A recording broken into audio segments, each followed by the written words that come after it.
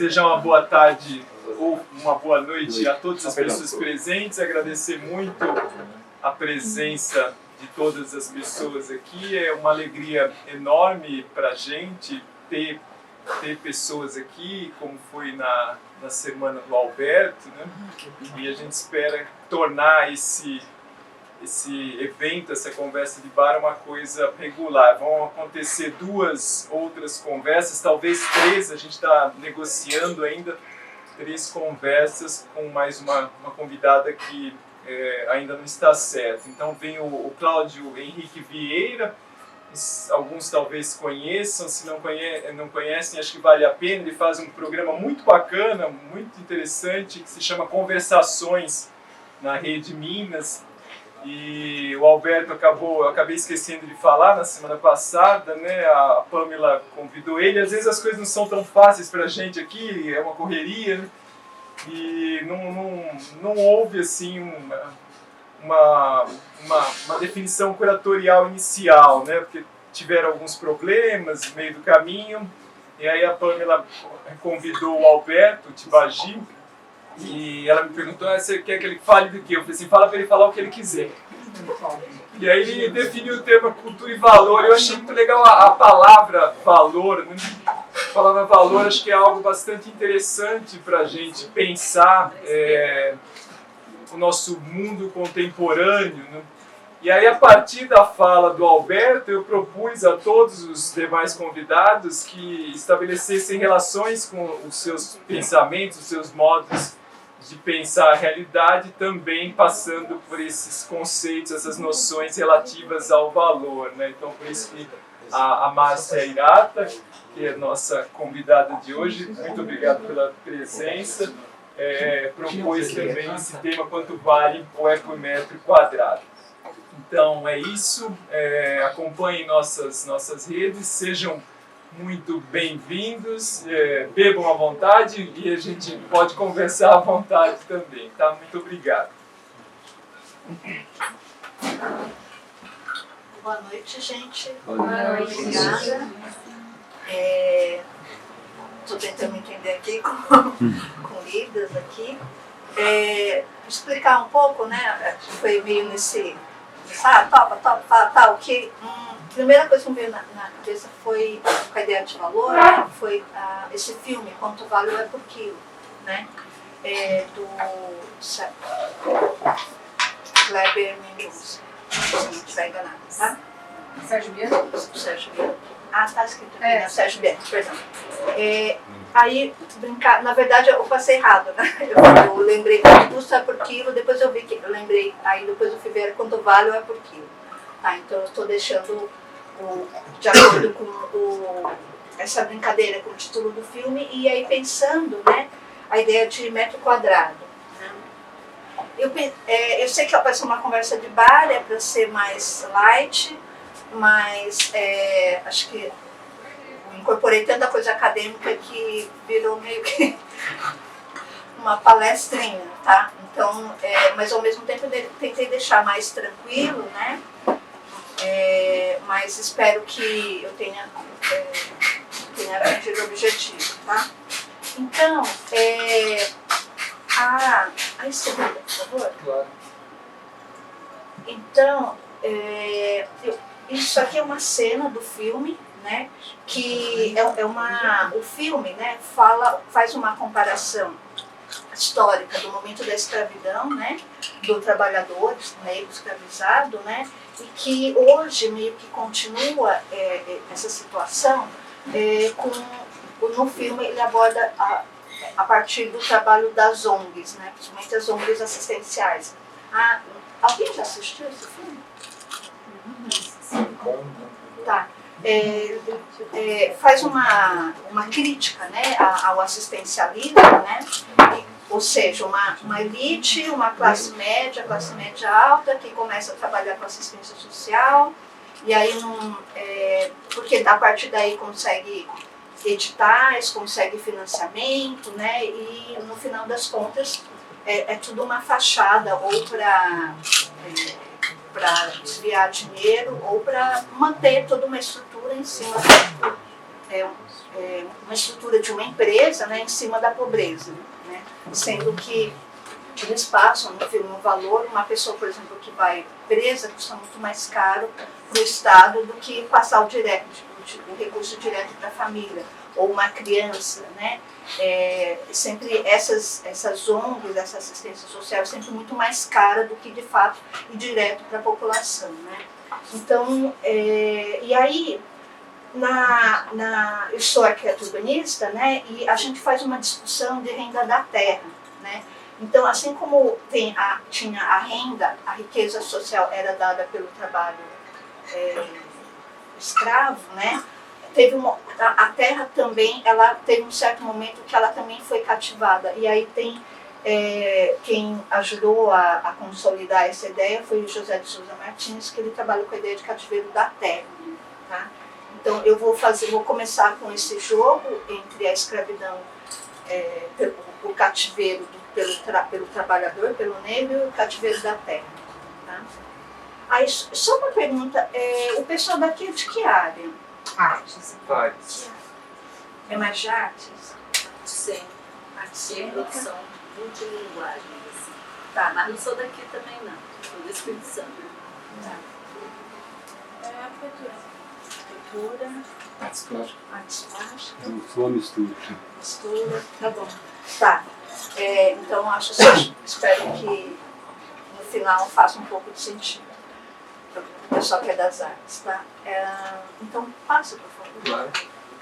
E aí, na chamada, né, eu estou falando de cativeiro do trabalho, né, do trabalhador e da terra, né, mas o objetivo é chegar na discussão do direito à cidade e a situação atual, que é o que desenha a cidade hoje, né, que é a financiarização da economia, né, que tem uma implicação na forma como a cidade ela é apropriada, ela é desenhada, tá? Então, só para a gente não perder o fio. Tá? Então, aí assim, o Cibarbudo, sempre a base da discussão do urbanismo para a gente, tá? Que, assim, eu não sou grande leitora, né? Já falo para o meu colega ali, não sou grande leitora de Marx, mas eu li coisas, partes, né, da obra dele que ajudam a entender a cidade, né? Aquilo que é objeto da nossa área, que é o espaço, né? E aí ele traz essa base, ele vai entender, né, a sociedade que ele está estudando, que é a sociedade capitalista, né, a partir dessa base, terra-trabalho. Terra e trabalho são os elementos básicos de qualquer sociedade para ela poder viver, sobreviver, né? Toda a riqueza social vai ser pelo trabalho na terra, né, por diferentes combinações, né? E aí o que acontece? Então, todas as sociedades sempre tiveram essa relação. Aí o feudalismo lidou de uma maneira e o capitalismo vai lidar de uma outra maneira com isso, né? Com essa relação, né? Então, se a gente pensar no feudalismo, né, que era a servidão, né? Então o trabalho dos servos que gerava a riqueza para os senhores feudais, né? E aí muda a forma, né, dessa relação e aí vem o capitalismo. Então essa é a base, tá? E aí daí tem uma outra coisa que ajuda muito a gente a pensar isso que o Marx está falando, que é uma coisa que aconteceu no começo da Revolução Industrial, ou até antes da Revolução Industrial, que era uma situação, uma lei, né, baixada, que a gente chama de cercamentos, né, isso enclosures em inglês, né, que aquilo que era terra comum, né, que os servos podiam pegar lenha da floresta, podiam plantar em algum pedaço de terra, haviam terras comuns, né? Além da área que eles tinham que produzir para o seu feudal. Então eles podiam acessar essas terras livremente, né, para poder se reproduzir, né, cuidar da sobrevivência, né.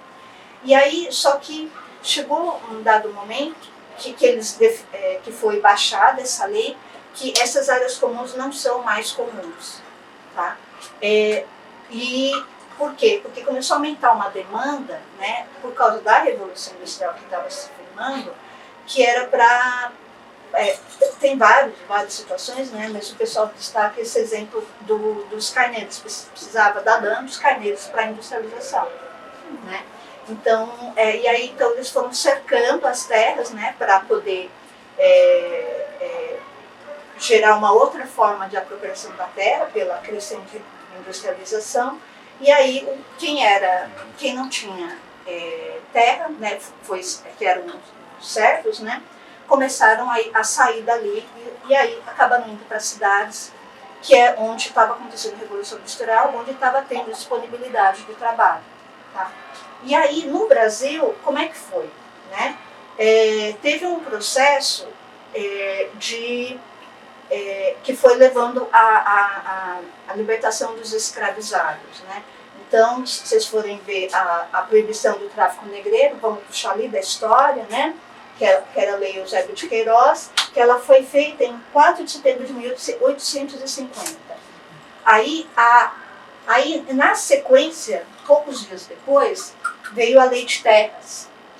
Tá? Então, começou um processo, né, de acabar com o trabalho escravo, mas aí começou também outro processo de cativar a terra. A terra começou, você só poderia acessar a terra se você pagasse. Antes você não pagava, ou porque era escravo, né, estava ali na fazenda, né, do dono, né, do coronel, ou podia ter acesso à terra.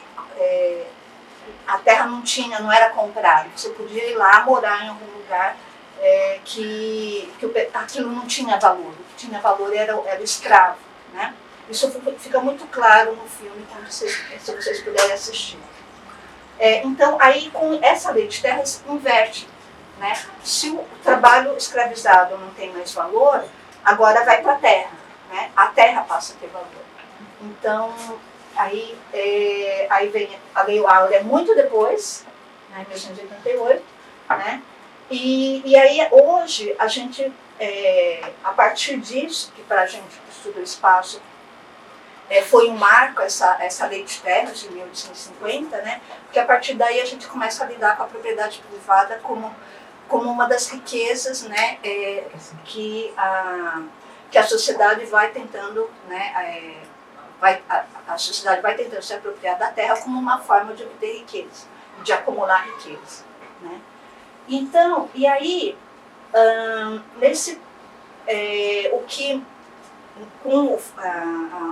à medida que foi mudando, né, essa riqueza social do trabalho para a terra, né, estava acontecendo, né, acontecendo o ciclo do café, né, aqueles ciclos econômicos brasileiros, né, e aí, a partir do café, né, aqui é a Avenida Paulista, gente, eu sou de São Paulo, capital, tá? Então, e como era para ser um pouco mais light, eu me dei a liberdade de pegar as fontes que me eram mais tranquilas de preparar, tá? Então, vocês me perdoem, mas eu gostaria que vocês fizessem um paralelo com a cidade de onde vocês vêm, tá? Porque, por exemplo, a partir do ciclo do café, né, a partir desse dinheiro que foi juntado, né, pelos fazendeiros, né, que compravam essas mansões ali na Paulista, né, eles começaram a mudar o dinheiro investido no café para a industrialização. Tá? Então, nisso que as cidades foram crescendo a partir da industrialização. Então, a gente sai de uma sociedade baseada numa economia rural e aí vai do café, né, e aí vai baseada para uma sociedade baseada numa economia baseada na industrialização. Né? Então, quem tinha dinheiro era quem tinha as indústrias. Né? Então, mesmo aqui em São João del Rei, a gente teve esse momento, né, do papel da industrialização. Né? Então, para vocês verem, né, como vocês terem em mente como o espaço vai mudando, a sociedade vai mudando, né, de acordo com a base econômica. Né? Então, aí que, com a vinda das indústrias, né, como relevante para a sociedade, né, é que a cidade vai passar a ser desenhada com essa lógica, tá? Então, e como a gente estava falando de trabalho de terra, né? A gente sai do trabalho de escravo e aí quem vem para embranquecer o trabalhador, que eram os imigrantes europeus e japoneses também que vieram, tá? Então, a ideia é sempre pensar junto, tá, gente? Quem produz a riqueza social, que é o trabalhador, e a terra como base para o enriquecimento, tá? Por favor. Então, aqui, eu não sei se vocês conseguem ler as datas, né? Quando, em 1905, em São Paulo,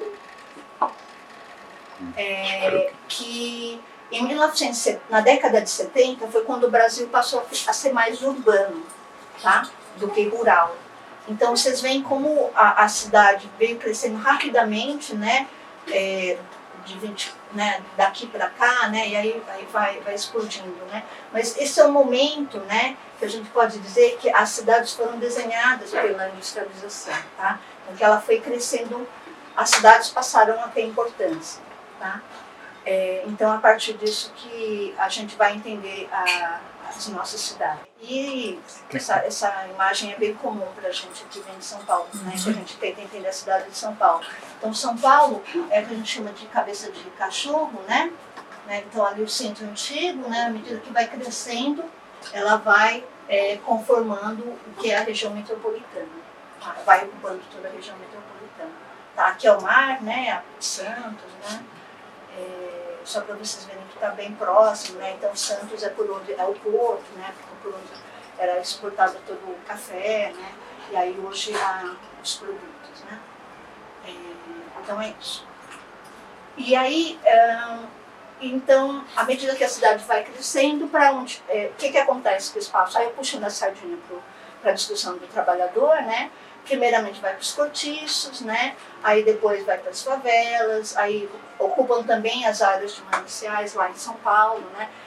As áreas ambientais, né? Que o mercado não pode entrar, a informalidade, né? O trabalhador que não consegue espaço no centro, né? Ele procura em outros lugares, né? Principalmente locais informais. Então, né? E aí não preciso mostrar o centro, né? O que é a cidade da elite, né? Acho que você já tem isso em mente. Avenida Paulista, Berrini, Faria Lima, né? Aqueles prédios espelhados. Então é isso. Então tem que pensar junto, tá, gente? A riqueza de um lugar está ligada à pobreza do outro lugar, tá? Então só trouxe onde está o trabalhador, tá? Aí, e aí, por que metro quadrado, né? Porque isso vai ter efeitos na construção, tá?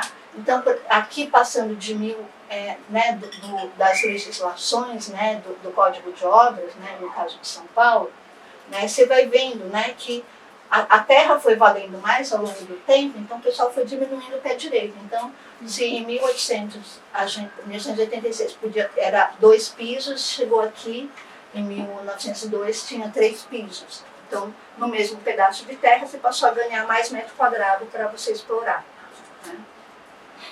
Isso é a pesquisa do meu ex-orientador de doutorado. E aí eu vou trazer vários dados para mostrar isso, né? Numa pesquisa da Nadia Somek e do Gagliotti, né? Para mostrar como São Paulo foi verticalizando desde 1940 até 2011, né?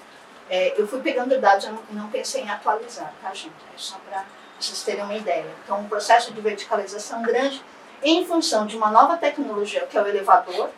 Não fosse o elevador, não teria tanta verticalização, tá? Um adensamento, né, na cidade ao longo das décadas, né? Então, na década de 50, tinha 1.354 habitantes por metro quadrado, a gente chega em 2010 com 6 mil alguma coisa. Oi? 1 quilômetro quadrado. Por quilômetro quadrado, desculpa, isso. Né? Então a gente vê um crescente, né, no adensamento, ou seja, mais gente no mesmo lugar. Tá? Aí aqui para mostrar, né, que depois com a... Vocês lembram da bolha imobiliária de 2008 lá nos Estados Unidos? Sim. Né? Então, com a bolha, né, o mercado imobiliário começou na verdade antes, desde o começo do século XXI, já começou a se preparar para comprar mais terra, para ter um banco de terras, né, para poder construir mais. Aí quando veio a bolha imobiliária, né, eles estavam com tanto de terras, as construtoras, né, estavam com tanto de terras. Construtora não, agora é incorporadora, tá, gente? Tem uma discussão da construtora para incorporadora. Então, a partir daí que os terrenos começam a valorizar muito, tá? A partir da crise. Apesar dos Estados Unidos estar em crise, né, as incorporadoras estavam com um banco de terras. Não sei se vocês lembram da Marolinha, do Lula, né? Veio Minha Casa Minha Vida, veio incentivo à construção civil, né? E aí que os imóveis começaram a valorizar muito, né? Então, vocês têm o índice da construção civil, que é esse cinza, tanto que subiu, o IPCA, né? Menos ainda, só que os imóveis explodiram, né? E isso, né? E aí o trabalhador, né? O salário dele vai valendo pouco, né? Mas aí um metro quadrado ali em São Paulo, né? Vai em alguns momentos valorizando muito. No Brasil todo valorizou muito, né? O metro quadrado. E aí eu não sou... Eu entendo que a financiarização interferiu muito na urbanização, tá? Mas exatamente como que se dá a relação entre a lógica do financiamento dos bancos, né, com as incorporadoras e como isso vai revertir no metro quadrado do terreno, isso é para quem estuda mais detalhadamente, tá? Mas aí o que a gente interpreta, para a gente entender os processos de maneira geral, né, é que quando as incorporadoras, né, para elas receberem investimento das pessoas, elas começaram a abrir na Bolsa de Valores, né, começaram a entrar na Bolsa de Valores, ou seja, precisava abrir os seus dados, né? Então aí que o pessoal consegue acompanhar, né, quanto estava valendo as empresas, tá? Então, e aí que a gente, ou seja, é quando a financiarização fica mais grudada na produção imobiliária, pelas incorporadoras, tá? Então, eu vou valer o tanto que eu consigo valer na Bolsa, né? Então, aí que tem teve, né, tá vendo, na crise de 2008, né, que foi baixando, mas aí ela foi subindo, né, subiu muito antes, né, e aí aí foi perdendo a relevância que teve nesse momento, tá? Pelo menos até 2016. É só para vocês verem a relação, tá, com a lógica da financiarização. E aí, se a gente está tão... E aí, se eu estou vendo isso, né, acontecendo na cidade, como é que o urbanista... O que dá para fazer? Eu vou mitigar fazendo urbanização de favela, fazendo a melhoria de infraestrutura ali nos mananciais para não poluir mais o rio. Eu vou pensar em como, de fato, as pessoas terem acesso à cidade, terem o direito à cidade. E aí, o que é o direito à cidade? O direito à cidade não é só acessar a infraestrutura, não é eu morar num lugar que eu vou ter educação, saúde, né, acesso a serviços de comércio, né, mas até porque eu não tenho salário ou renda, né, salário, não fala mais salário, né, eu não tenho renda para poder estar num lugar e pagar por esse tanto de coisa que está acontecendo, que é o que valoriza um lugar, né? Então, cada infraestrutura, cada benfeitoria que vai aparecendo no meu bairro vai valorizando o meu bairro, tá? Até que chega um momento que ou eu consigo aumentar minha renda ou eu vou ter que sair, né? Então, como a gente viu, né, na curva do salário, ele não foi variando tanto quanto o valor do metro quadrado, eu não consigo mais pagar o meu aluguel ou a minha prestação da casa própria, né? Então, o que resta para quem tem um salário muito baixo, né? Lutar, se movimentar, né, se organizar. E aí por isso que eu valorizo tanto os movimentos de moradia que fazem ocupações. Porque é exatamente, eles não teorizam, tá, gente? Isso aqui é tudo prática deles, né? Mas pela prática eles sacaram que se eu não lutar, né, por um lugar, eu vou continuar na periferia, eu vou continuar na favela, né? E ali nos grandes centros a gente sempre vê edifício vazio. O pessoal descobriu que alguns edifícios estavam com dívida de IPTU com a prefeitura, virou um problema ali de herança, né? Nas áreas centrais, né? O terreno, os imóveis nas áreas centrais, como são muito antigos, começam a ter muito problema de herança, né? Então, de repente você tem, né, sei lá, 100 herdeiros, e aí para conseguir vender você precisa desses 100 herdeiros assinando papel, né? Fica aquela coisa, aquela bagunça, né? Então, o pessoal foi encontrando maneiras, né, de ir procurando terrenos, imóveis, que dava para brigar, para resolver juridicamente e transformar em habitação social. Aí eles buscam financiamento, né, da Caixa Econômica Federal, né, nessa época, né, que foi na virada dos anos 2000, né, que teve várias ocupações, e então é nessa lógica, né? Então eles necessitam de moradia, eles ocupam, né, e aí a gente entende como uma ação estratégica, porque eles estão exatamente lidando com aquilo que é a base da desigualdade, né, além da renda, né, que você pode obter, né, que é onde você pode morar. Então eu passo a morar num lugar que eu tenho mais acesso ao emprego, né? Eu não moro a 3 horas do centro para conseguir trabalhar, né? Então qualquer coisa, qualquer bico, né, eu estou mais próximo e eu consigo trabalhar com esses 2 pontos. Eu consegui morar e eu consegui trabalhar, tá? Então, só que logicamente isso não é tão simples, né? Vai ter conflitos, né? Às vezes o pessoal consegue resolver bem, às vezes não, às vezes tem que sair, né? Mas para vocês saberem que não é cor de rosa, né? Essas famílias, elas se colocam em risco, né? E aí, mas também tem muita gente que apoia, né? Técnicos, advogados, arquitetos urbanistas, sociólogos, etc.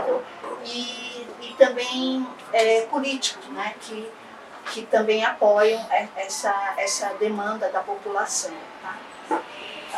Então, no final das contas, gente, é isso o direito à cidade. O direito à cidade é você construir a sua própria cidade, né? Se eu não consigo estar naquilo que é meu direito, então eu vou correr atrás, tá? E aí, quanto vale isso, né? Eu trouxe alguns exemplos de formas de luta pelo espaço, né? Por esses movimentos de moradia. Isso aqui é um mutirão da década de 80, acho que já é década de 90, da Luiz Erundina. Então, eu não consegui achar fotos rapidamente, fotos que mostram a qualidade da construção e a qualidade de vida aí nesse mutirão. Mas em São Paulo tem muitos mutirões, tá? Que o pessoal está morando. Isso aqui é longe, tá, gente? Mas o pessoal optou. É o terreno que eles conseguiram ocupar, e aí a partir da luta deles eles conseguiram esse financiamento para poder construir com o mutirão. Tem contradições, tá? Depois, se alguém quiser fazer, tem contradições porque o pessoal trabalha no final de semana, né? Já trabalha no meio da semana, tem que trabalhar no final de semana. Não é tão bom assim, né? Mas eles conseguem a moradia, assim. Isso aqui foi uma ocupação do centro também, né? Desculpa, gente, isso aqui eu não troquei, tá? Isso aqui é um prédio lá no centro de São Paulo, isso aqui tudo são apartamentos, né? São mais kitnets, tá, gente? Porque o edifício era de kitnet, né? Mas aí o pessoal consegue morar, aqui a avenida que vai para o Vale do Anhangabaú, né? Oi? Que é a 9 de julho. Isso. Não, 9 de julho é outro lugar, só que é a 23 de maio, que vai dar na 23 de maio. Tá? Eu trabalhei na reforma de um outro edifício para trás dele, então tem vários prédios lá no centro de São Paulo que foram reformados a partir de ocupações, luta por financiamento, e reformaram e virou moradia deles, tá? Alguns não deu certo, né? Alguns estão vivendo até hoje, né? Aí outra ocupação, outra mesmo, que aí é 9 de julho, tá? Ou seja, né, eu já estava fechando o slide, então começa a ter vários erros, né?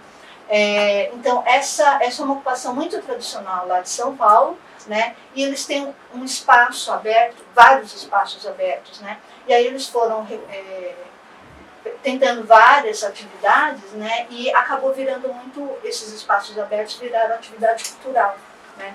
Então aqui é uma área que é a cozinha, um espaço para poder comer, né? Para refeições. A cozinha, a segurança alimentar, né? A alimentação virou um mote de luta também, né? Junto com o direito à moradia, né? E aí nesse espaço, em outros do lado, né, acontecem várias atividades culturais. Eu já vi slam ali de rima, né, de poesia de rima, do rap, né? Tem várias atividades que acontecem. Eles também tem uma galeria de arte. E parece que eles conseguiram, através da galeria, não ser retirado por conta dos objetos de arte que estavam ali, que eles não podiam ser retirados. Assim. Esse detalhe eu não sabia. E aí, eu não sei, eu já não estava aí, né, gente? Eu não estava em São Paulo, não estava mais enfurnada nesses lugares, eu estava aqui em São João. Mas eles montaram uma lógica de permanência, de apropriação de espaço, de permanência nesse lugar, você baixa, que foi, para quem puder ver, vai na Bienal de Arte de São Paulo, que está acontecendo, né? Que aqui eles colocam a cozinha, né, como revolucionário, e eles estão lá na Bienal de Arte de São Paulo, no edifício da Bienal de Arte, com a cozinha, eles que cuidam da cozinha. Então sai da ocupação, vai lá para a Bienal, né, ou seja, eles estão problematizando, estão ampliando os espaços, né, através da arte e da cultura, né. Não é mais não é só a moradia, mas começa a abarcar outros usos, né? E aí, só para fechar, e aí um pouco de diálogo aqui com o Adro, né? É que esses aqui são a curadoria, tá? A Diane Lima, a Grada Quilomba, Hélio Menezes e Manuel Borja Viléu. Eu conheço mais a Grada Quilomba, depois talvez vocês conheçam mais as outras, né? Mas eu gosto muito, eu conheci o trabalho dela, eu gostei muito, aí eu fiquei muito feliz. Eu não sabia que ela fez a curadoria. Eu sabia um pouco do que estava rolando lá na Bienal. Aí quando eu vi que era ela, aí que as coisas fecharam, né? Porque o tipo de trabalho que ela desenvolve é muito esse questionamento, né?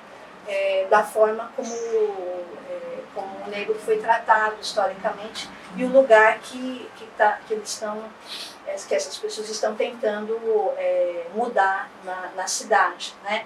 E aí, só para mostrar como eles estão questionando, né?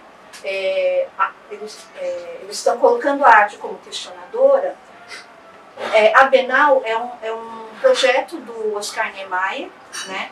Então, as rampas, né, que é onde eles estão, né, que é aquelas curvas, né, do Niemeyer, que é muito do moderno, né? E na arquitetura hoje a gente contesta o estilo moderno. Ele é bonito, teve seu momento histórico, mas ele não cabe. Ele meio que foi utilizado como parte da produção da cidade do capital. Tá? E aí, então, o que eles fazem? Eles negam justamente a rampa, né? Então, toda a exposição ela é fechada. Você vê por umas janelas, né? Mas eles dão as costas para esse espaço. Tá? Então, contestando justamente a arte moderna, né? E tentando trazer outra forma de arte, né? Questionando. Né? Então, eu achei muito legal ter encontrado essa confluência, a forma como eles lidaram com a Bienal, né, e trazendo o questionamento da exploração, né, das pessoas, do trabalho. Né. Então é isso, gente. Obrigada.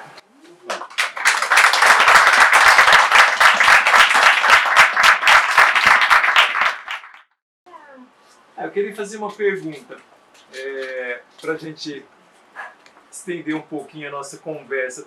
Como que pode ser? Posso desligar? Como que você traduz, né, essas relações, por exemplo, com a cidade, a ocupação da cidade de São João del Rei? Evidentemente que é uma escala completamente distinta, né? Nós estamos no centro aqui agora, né? E ao contrário de São Paulo, que tem uma área muito grande, a periferia é muito próxima, né? Como é que você vê essas relações? A periferia é muito próxima de onde nós estamos. Como é que você vê essas relações que você expôs em relação a São João del Rei? Uhum.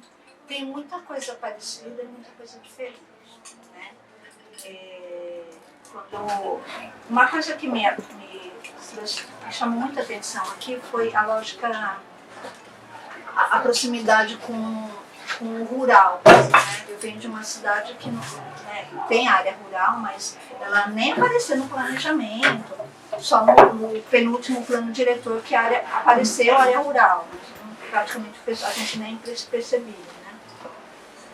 Então, chegando aqui, eu fui percebendo, fui atentando mais para a lógica rural ou para a proximidade com a natureza, aí eu me meti a pesquisar isso. Então, foi esse elemento que está mais presente, né? Então, fui um pouco estudar isso. E aí, a partir de algumas contradições, mas acho que eu não vou entrar nisso, não. Mas outra coisa, o processo de luta social é parecido. O primeiro bairro que eu fui estudar, dizem que é o bairro onde nasceu o PT na cidade, que é o São Dimas. Né? Aí depois, quem é mais a cidade pode contar melhor para mim. Mas aí,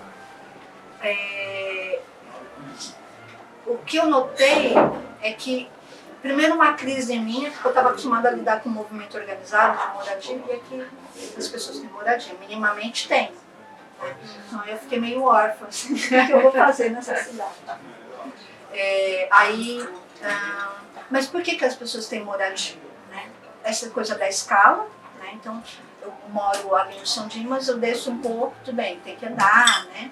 Mas não é tão longe, em meia hora as pessoas chegam no centro. Né? Lá em São Paulo, para chegar do centro, leva pelo menos 1h30, 2 horas. Né? Eu morando num lugar não tão periférico, eu levava 1h30.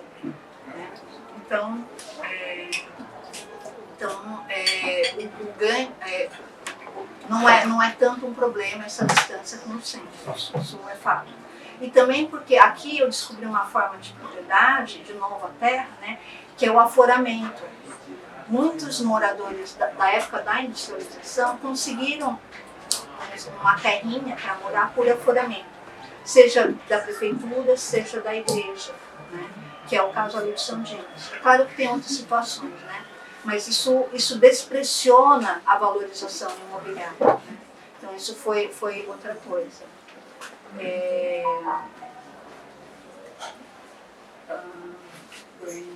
Mas acho que eu vou ficar mais nessa discussão da distância com o centro, né?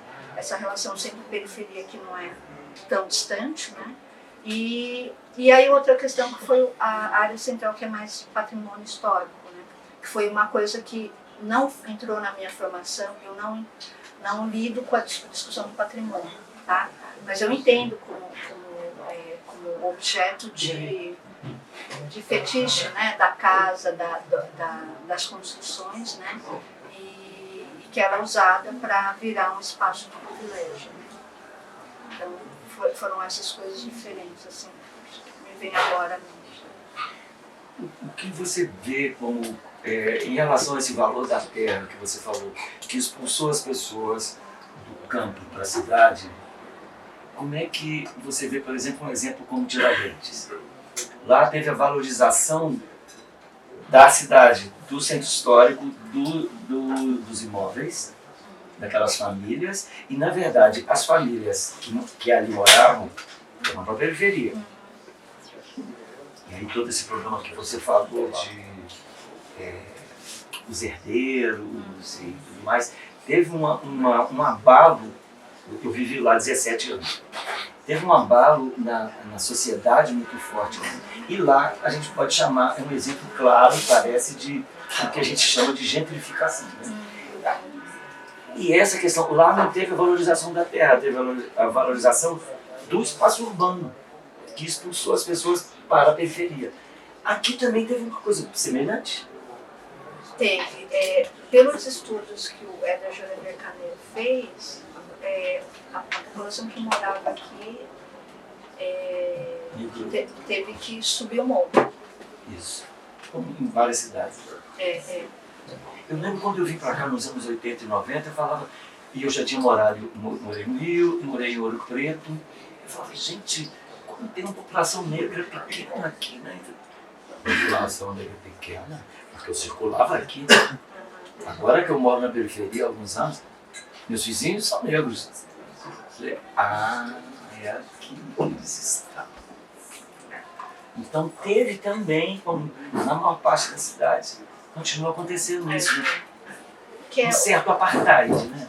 Estou usando a palavra forte, eu sei, desculpa, só para gerar discussão aí também. Mas de novo, quando essas pessoas conseguem ter de renda para poder pagar, né, o lugar onde estão morando. E tem a ver com essa questão que você traz, né? O valor, seja da terra, seja do imóvel, do espaço de chão para viver, né? Vai para a periferia. É uma espécie de reiteração de uma estrutura de privilégio, né? A partir do capital, que de diversas maneiras estende uma manutenção do nosso período colonial, entre aspas. É isso? Tanto que a gente chama o Brasil de sociedade patrimonialista, né? Patrimônio, quem tem patrimônio. E é isso, quem tem, continua tendo. Né? Até doeu quando você falando disso, que antes, né, a humanidade tinha direito ao... Eu sei disso, mas a forma que você falou me doeu, assim. Tinha direito de ir lá no mato, pegar lenha, ou plantar, ou caçar e trazer. Relembrar isso doeu, assim, depois quem tem dinheiro fica na terra, quem não tem vai ser empregado na cidade. Não pode. Esse processo da industrialização. E tem que se sujeitar à E a gente vive até hoje. Imagina ter dinheiro para ter você tem que comprar um pedaço de terra um planeta que a gente vive. Por que tem que comprar? Será que não tem espaço para todo mundo? Não tem terra para a gente morar? Mas aí porque a ideia é sempre fazer com ela que ela se valorize, né? Porque ela é a base dos investimentos, né? Então você vai ser, por exemplo, a gente compra imóvel, né? Na nossa escala, para a gente manter nosso patrimônio. Para a gente manter nosso patrimônio, a gente mesmo acaba comprando imóvel, né? Só que escalas diferentes, né? Uma coisa é comprar um imóvel porque é onde eu vou morar, né? A gente compra mais um para ter uma renda de aluguel, para ter um pouco mais de segurança, né? O problema é quando o negócio ganha escala. Então, por exemplo, quem compra imóvel lá em Londres, né, virou um problema lá em Londres. A população mesmo de Londres está sendo expulsa, porque está muito caro, está muito pobre. Porque quem vai e compra é quem tem muito dinheiro, né? Porque o pessoal do petróleo, né? Então vai comprar lá porque lá é valorizado e vai valorizar mais, né? Então é um investimento. Eu queria puxar a palavra trabalho. Eu sou agricultor, trabalhei a vida inteira com agricultura familiar. E a questão do trabalho transforma o homem do campo em agricultor, não é trabalhador. O trabalhador está ligado ao operário. Aí perdeu a força da palavra do homem que cultiva a terra. A mulher que cultiva a terra. Cultura. Eu cultivo a terra e produzo o meu sustento. E eu tenho aquele espaço. O campo está vazio. Da década de 60, 50 para cá, o êxodo, todo mundo numa lógica do capital, trouxeram o homem na indústria para vir para a cidade, para mover a indústria, e colocou o nome do agricultor operário. Ele não era operário. E aí criou o sindicato do operário. E depois tentou criar o sindicato do trabalhador rural. Olha, ele não era trabalhador rural. O trabalhador rural, ele desceu a sua escala. Colocou ele lá embaixo, para contrapor com o operário, que o operário não tinha terra, ele perdeu sua terra, ele foi expulso. Porque ali se colocou os carneiros. Mas no Brasil, quando se colocou o boi, onde o boi pisou, o homem teve que sair. E aí eu morei numa região que tinha muitos cafezais. Com a queda do café, o que aconteceu?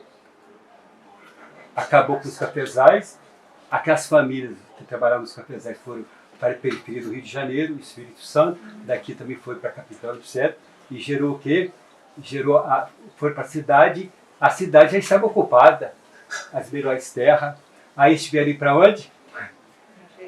Para a periferia. Eu sou capixaba, e eles foram morar nas casas de palafita, né? Terra do mangue, que sobrou para eles. Ou então subiu o morro. E aí, quer dizer, a questão está no trabalho.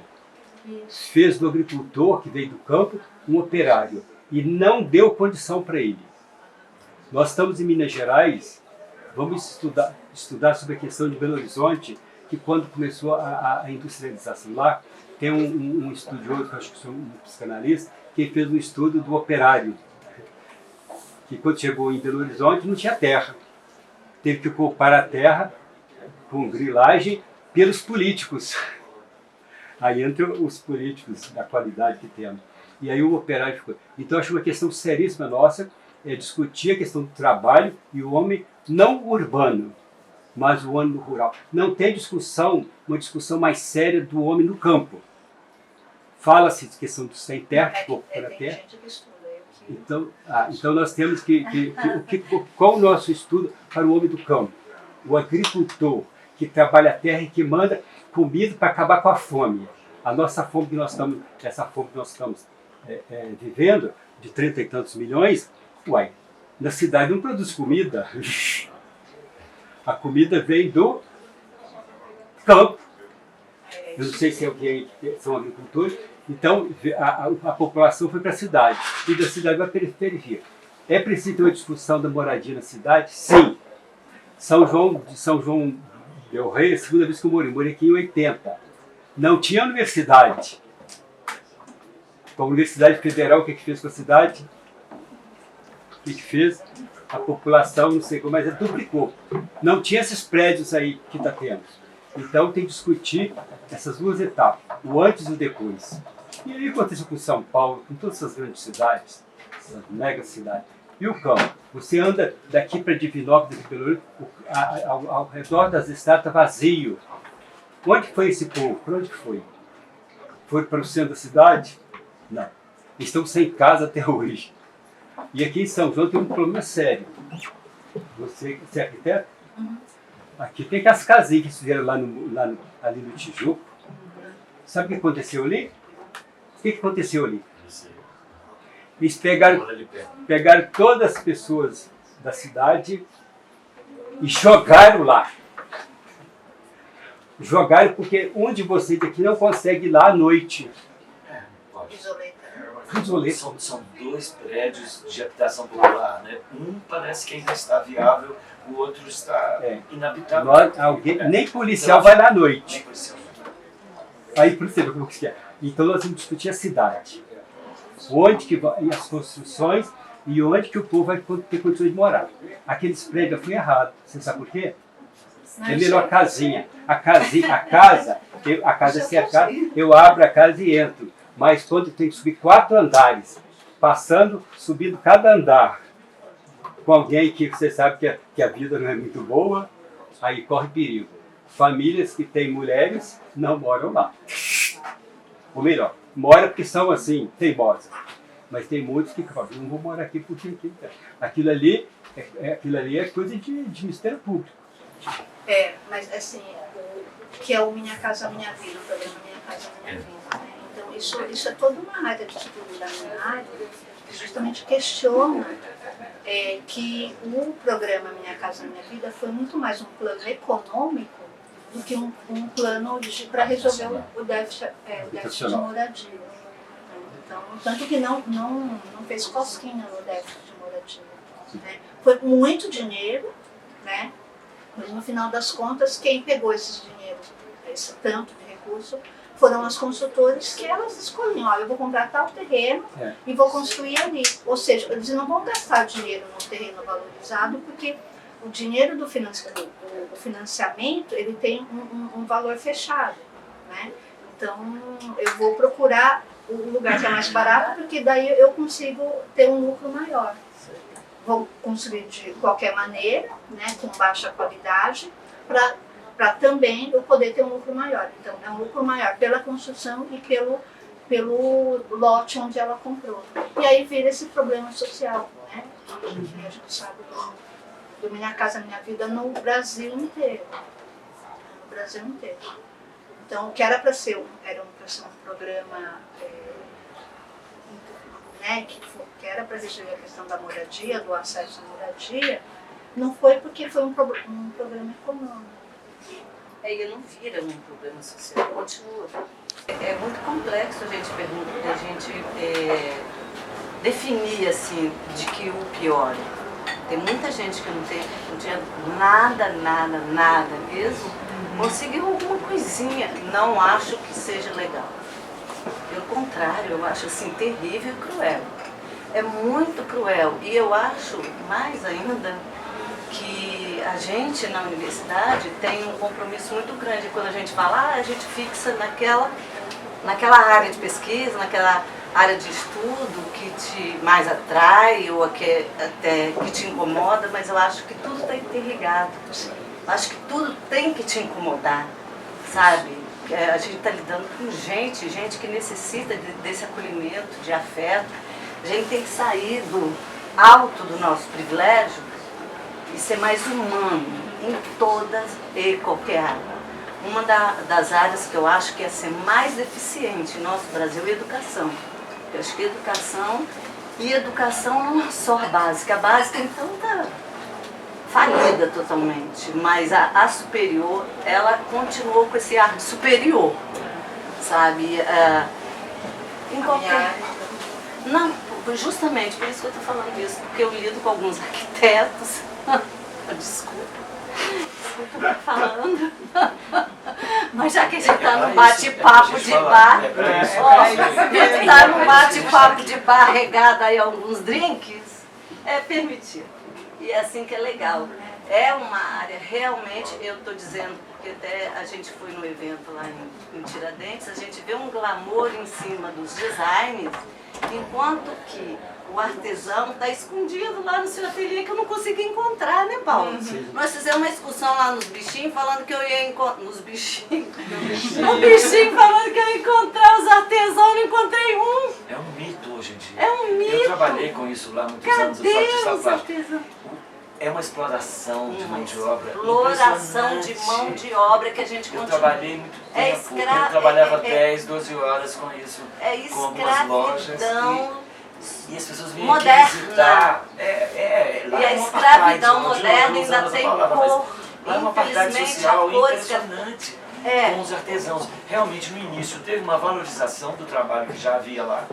Só artesanato, que é muito próprio da arquitetura, né? Não, eu estou falando que existia realmente uma habilidade e uma produção artesanal local própria. Existia 20 anos atrás, mais do que isso. E aí teve toda uma industrialização do artesanato. Existe até uma expressão que alguém inventou lá, que é do industrianato. Então, no início, para pequenos artesãos, isso foi muito importante. No início, escuta, por favor, por etapas. Foi muito importante, porque eram pessoas que mal conseguiam pagar a sua vida e tinha gente, e teve gente de São Paulo e outros lá que deram esse processo de industrialização do trabalho manual, artesanal. Só que o pessoal da cidade grande que chegou lá e que deu esse primeiro impulso para eles, se tornaram ricos. E o povo continuou ganhando pouco, trabalhando muito e sendo explorados por eles. Então no início que parecia, nossa, se eu vendia 10 borboletinhas de madeira, agora eu vendo 100 borboletinhas de madeira. E por conta dessa variedade, cada vez eles deixavam o preço menor. Eu lembro que eu cheguei lá já como artista plástico, pintando, fazendo algumas exposições, mas eu entrei no artesanato para bancar minha vida, eu vivo de pintura. Meu Deus do céu, chegavam mandalas para eu pintar, com borboletinhas de madeira feita pelos artesãos do bichinho, aquelas pessoas simples, e eu conhecia essas pessoas simples no início. Eu não tinha, aí todo mundo, os meus amigos de fora chegavam, por que você mesmo não compra as borboletinhas e monta as mandalas? Eu falei, eu não tenho condição de comprar na mesma quantidade que o dono da loja compra. E eles têm madeiras de demolição de fachada, não são, muitas vezes, são madeiras que eles... né? Faz aquilo, né? Faz todo um processo para parecer velho e tudo mais. Então essas pessoas... Tem que ter mais. Desculpa. E aí eu acompanhei esse processo dessas pessoas que no início se encantaram com uma primeira financiarização e depois perceberam que estavam se tornando escravos dos donos de lojas de fora que estavam ficando milionários e eles continuavam com a mesma vida simples, inclusive eu. Como assim? 10, 12 horas de trabalho dá nisso? É importante essa questão do trabalho. Exatamente a questão dos trabalhos. E voltado para o espaço, só para finalizar, e voltado para o espaço, eu reparei que eu morava na periferia de Tiradentes, morei em algumas partes legais, e as famílias tradicionais foram se mudando também para as periferias, vendendo os seus imóveis, e esses imóveis que eles vendiam por 50 mil começavam a valer 500 mil, começavam a valer 1 milhão. E eles continuavam lá, e eles continuavam com a vida simples que tinham lá no início, um pouquinho melhorado, mas nem preferiam.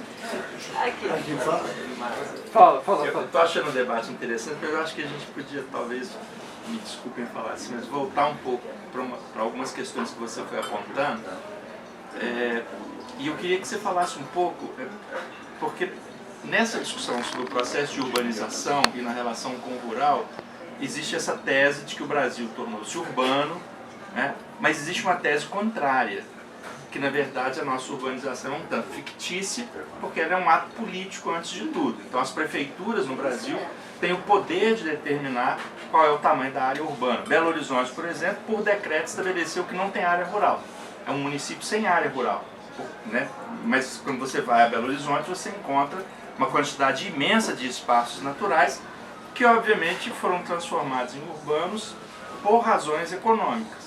Então você tem a Serra do Curral, por exemplo, que toda a parte dela que faceia Belo Horizonte é urbana. Isso permite a exploração econômica, mineradora, etc., fora daquilo que seria a proteção ambiental, né? Então, esse é um exemplo, mas tem vários outros exemplos. Municípios pequenos, como o de São João, eu achei interessante quando você disse, cheguei aqui e aí eu vi um rural, né? Mas logo depois você disse, mas lá em São Paulo não é que não tem, é que nunca foi abordado.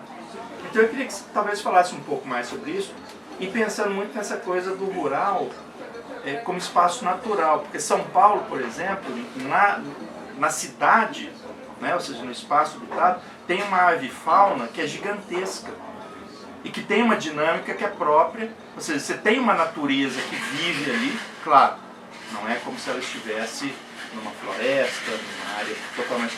Mas existe uma natureza, as pessoas convivem com ela, aqui a gente convive com isso o tempo inteiro, que também é resultado do modo como a cidade vai enfim, se apropriando de alguma maneira do espaço natural. Eu queria que você falasse um pouco mais como é que você pensa isso. E depois, tem gente que está querendo falar. Chega mais pra cá. Tem lugar aqui na frente, Brenda. Vem, Brenda. Também Fala, mas... trazer o debate pra cá também. Chega mais assim pra você conseguir. Pode ser uma rodada de questionamentos, né? Acho que pode ser. Pode ser, continua, Pode ser? continua. Eu acho legal, né, esse retorno assim, pro urbano, porque eu fiquei com vários atravessamentos na hora que você estava falando, lembrei muito daquele documentário, que parece até um documentário fictício, não sei se vocês já viram, Um Lugar ao Sol. E é falando sobre as pessoas que moram nos metros quadrados, nas coberturas, né? E aí você vê falas assim que parece da ordem da ficção, assim, de, tipo, como essas pessoas estão falando isso, tipo uma mulher falando, aqui da minha cobertura eu tô mais perto de Deus. A gente vê fogos toda noite, é o tiroteio na favela, né? Cena no Enfim, Rio, Botafogo, essa fala. Eu adoro esse documentário, manda bala. Uma coisa impressionante, assim, eu fiquei bem atravessada por isso. Ao mesmo tempo, por essa arquitetura, né, que você vai falando, né, vai subindo os andares, né, e a densidade, e aí você vê prédios com 1, 2, 3 andares só para garagem com carro, né. Você vê uma arquitetura urbana hostil, né. Então, em São Paulo a gente viu isso, né. Mas aí tá, aí fiquei com esses atravessamentos, assim, e aí um segundo questionamento é também, passando um pouco porque ele fala, né, é uma urbanização meio fictícia, porque o Brasil ainda é um país super rural e agrário, e nunca se fez reforma agrária, então a gente só tem uma expansão desse latifúndio, né, e aí isso gera vários problemas, e eu acho que hoje em dia tem uma terceira camada, que, como ele falou, né, que é, por exemplo, as pessoas que têm capital financeiro estão cansadas da cidade por morar longe dos seus empregos, por não ter qualidade de vida, e aí estão fazendo um retorno ao campo. E aí isso, não sei, alguns chamam, não sei, na arquitetura deve ter uma teorização melhor, né? Mas provoca um neocolonialismo mesmo, né? Você vê, eu sou de uma cidade, e aí você vê isso em Tiradentes, nessas cidades que tem, né, uma cultura rural, né? E você vê pessoas se aposentando em São Paulo, tendo esse capital financeiro, indo lá e fazendo uma especulação, e o hectare da terra sobe, e aí causa um outro tipo de problema, né? Que é esse retorno das pessoas que estão na cidade para o rural e que tiram as pessoas do rural e levam novamente para a cidade. Enfim,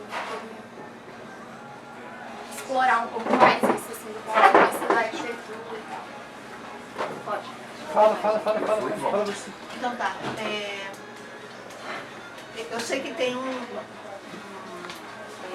é uma discussão para quem trabalha com... É que assim, tem uma linha, né, de quem mexe com urbanismo que fala desse predomínio do urbano, né? Aí tem um pessoal que problematiza e fala que não é tanto assim. Então é uma disputa teórico-prática, né? Tem implicações práticas, claro, né? Só que eu me formei nessa discussão do urbano, né? Eu não mal dou conta dessa discussão urbana, quanto mais da rural, né? Então, aí como que eu estou resolvendo? Eu estou resolvendo pela relação com a natureza, né? Então, aí, por exemplo, o que eu observei após, né, com a pandemia, né, pelo ponto de vista mais do urbano, né, que foi isso, né, as pessoas saindo das cidades e comprando lote, né, ou terrenos no rural, né, e eu participei de uma pesquisa durante a pandemia que eu entrevistava algumas pessoas que moravam nessas áreas rurais, né, áreas rurais, mas assim, que eram pequenas chácaras, né, e aí eles começavam a reparar que estava vindo um monte de gente da cidade, né, para essas áreas, né. Eu já comentei um pouco com o moço, comentei, né, com você, né, que até era uma coisa que eu queria estudar, né, que a pandemia ela teve uma influência, né, ela reforçou uma coisa que já estava acontecendo, que era assim, do viés, né, da urbanização, né, que é o que eu me formei, né, é meio que o urbano entrando no rural, né. Então, todo mundo da cidade, que não estava mais aguentando a cidade, né, e por causa da pandemia viu a qualidade de vida no campo. Então, fazendas são loteadas. Aqui, né, em Tiradentes, né, o João já me comentou, né, eu tenho um amigo também que trabalhou com viajando muito pelas cidades aqui do sul de Minas, e ele foi reparando isso, né, que várias áreas rurais estavam virando loteamento, né, ou virando condomínio. Né? Então, a gente acaba estudando muito do viés da condominialização, né, que é meio que entrar no rural, né, às vezes fica um enclave no rural, fica um monte de lote de elite ali com grandes terrenos e tem um aeroporto. Então a pessoa, quando quer ir para a cidade grande, pega o helicóptero, vai lá e em minutos chega no centro, na cidade. Né? Então tem essa leitura. Né? E aí, pensando nesse filme, né, que a Brenda comentou, o que eu interpreto, né, tentando trazer essa discussão da natureza, é que com a urbanização a gente foi se distanciando da natureza, né, do entendimento dessa nossa relação. A gente manipula a natureza, ela é muito mais um recurso.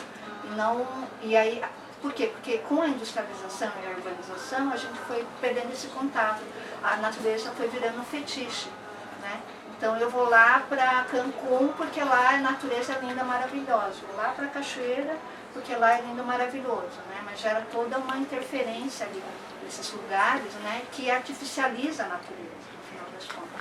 Então quando alguém vai lá para uma cobertura, né, ela é resultado dessa sociedade que a natureza, né, ela foi apropriada, né, como recurso. Né? Então eu fico lá no meu apartamento lá de cobertura, né, e as coisas, ou seja, eu estou completamente alienado ou alienada do que acontece na realidade, eu fico naquele meu mundo. Né? Então, esse é o problema. Né? Então, e aí eu fico pensando como que a gente pode estabelecer estratégias, né, para a gente pelo menos resistir ou tentar, né, fazer alguma coisa. E aí, por exemplo, aqui em São João del Rei, pensando nesse rural, né, que é mais presente, eu conheci um pouco da AFAS, né, que é a Associação de Agroecologia, né, e eu fui mapear onde esse pessoal está. Né, isso já foi antes da pandemia. Né, e o pessoal estava nas franjas da cidade. Né, e aí, a minha leitura com esse processo que aconteceu com a pandemia é que esses agricultores, né, e agricultoras, né, se eles não conseguem, né, viver daquilo que plantam, né, corre o risco deles venderem. Vem um investidor imobiliário e fala, olha, eu vou te pagar tanto. Esse tanto é muito mais do que eu ganho trabalhando na terra. E aí eu vou lá e vendo. Então fica esse jogo, né? Você não sei se é como eu consigo ver, tá? Mas assim, deixando a questão que o rural não é eu sei que tem, né, uma mistura aí, né? O que é rural, o que é urbano, na paisagem, né? Mas eu não adentrei exatamente. Há um público que está voltando para o campo. Mas quem é que está voltando para o campo? Não é o pequeno, não é o favelado. São pessoas aposentadas que têm um salário razoável, que têm condições de comprar uma chácara. Então o público, a gente podia voltar à questão, ao redor, as cidades pequenas, os jovens rurais não ficam na roça. A família vai envelhecendo, o jovem vem para o campo. E vem para o campo, e o que acontece? Ou não, vem para a cidade. E vai para a periferia. Os nossos jovens mexem com o quê? Não tem emprego, mexem com o quê? Com a droga. E pegando ele com a droga, ele vai para onde? Para o Mambembe. O Mambembe tem uma população de 500 jovens da região. Como que nós vamos solucionar esse problema?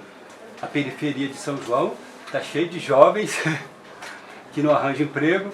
E não é que arranjam emprego, que o tráfico dá um emprego melhor, umas condições de trabalho melhor do que o município. E aí o jovem entra nesse caminho sem fim e vai cair lá numa vez. Então nós temos que discutir a cidade. Quanto fica o preço da cidade para o cidadão? Lá no Mambembe, um jovem, um preso fica por 3 salários por mês, 3 mil. uma população de 800 pessoas, vezes 3, fica por quanto? Por mês. 2.400.000. Para quê? Como que você vai tirar aquele jovem uma terapia, etc, etc. Não foi. Então, o dinheiro, então nós temos que discutir quanto que fica a cidade e quanto fica o campo. O campo, gente, o agricultor que mora no campo, ele não precisa de pagar gás, a energia ele gasta menos, ele não paga água, ele faz a sua casa de taipa, de adobe, etc. O custo de uma família não paga transporte, porque a roça dele é perto. Então, o custo de uma família no campo e o custo da cidade. Se nós não discutirmos isso, a cidade só vai aumentando. E aí, temos que dar condições para que o jovem possa estudar, ter um curso bom e que ele estude a terra e fique na terra. Porque senão nós não vamos mudar a nossa realidade. Eu queria trazer para isso uma outra camada que está totalmente vinculada com o próprio princípio que a Márcia começou a trazer aqui, que foi como que foi se dando esse cercamento da terra e com aquela imagem dos escravizados. É ali que eu quero chegar, né? A partir dali. Porque isso que acontece, que o senhor muito bem descreveu, partir de uma coisa muito clara. Tanto lá quanto agora, a única coisa que tem que ser discutida aqui para falar de cidade é racismo. É racismo, né? Porque era um projeto racista lá em 1800, quando a gente tem a lei da terra, etc. e tal, que proibiu que esses escravizados negros comprassem terra e deu terra para imigrante europeu. Não só terra, deu terra e insumo, né? Dessa mesma elite que hoje está aí na periferia ocupando toda uma estrutura. Então, era um racismo naquela época e agora é racismo também, porque quem é a maior parte do jovem que acaba vindo parar no bem? Negro, né? E quase sempre por quê? Porque não tem uma condição de moradia decente em termos de metro quadrado, né? De repente mora num metro quadrado, 10 metros quadrados, moram 10 pessoas, 7 pessoas, sei lá quantas pessoas, e aí como que você vai conseguir emprego vivendo nessas condições que você não tem sequer roupa para se apresentar para pegar emprego? Que também não vai ter porque você é preto, você é negro e a gente sabe como que funciona o mercado de trabalho. Então, a discussão também que passa por essa questão da propriedade da terra, do metro quadrado da terra, é racista, é racial. É uma bola de neve, né? É uma bola de neve. E esse encarceramento em massa que a gente vê é racista e é um projeto. Concordo com ele plenamente. Começa com esse sistema político e não só sistema, é projeto. É projeto. É projeto político, concordo plenamente. Está aí nas leis de privilégio. Tá? Nas leis de cotas, os imigrantes tiveram cotas para estudo. E hoje em dia reclama das cotas dos negros dentro de universidade. Então está aí, na cara lavada, não vê quem quer. Quem não quer, transformação. A gente tem que combater o racismo que é de base. E em todas as instituições. Em todas. Em tudo que nós vamos fazer. E eu acho que uma faceta, desculpa, só um adendo, uma faceta desse racismo que é o racismo ambiental. Sim. Que quem tem o direito à cidade, aos espaços da cidade, a ocupação simbólica dela, para justamente tirar, né, ter essa relação entre o espaço verde e o espaço construído, né, só para completar. Muito bem. Deixa eu só fazer uma parte. Nós estamos agora vivendo uma situação com a Rua da Cachaça, né? Se instalou ali uma série de atividades culturais, de manifestações culturais e políticas importantes, né, significativas, que revelou-se ali um espaço, né, democrático e popular. E mais recentemente nós tivemos uma reação, vamos dizer assim, dos moradores mais antigos, enfim, do centro da cidade, de irem na Câmara e exigirem uma reação dos poderes públicos em relação a esse espaço, né? E eu percebi o seguinte, até o momento, para convergir com o que você estava falando, até o momento em que você tinha ali, majoritariamente, estudantes, né, brancos da universidade, pardos, etc., era uma coisa.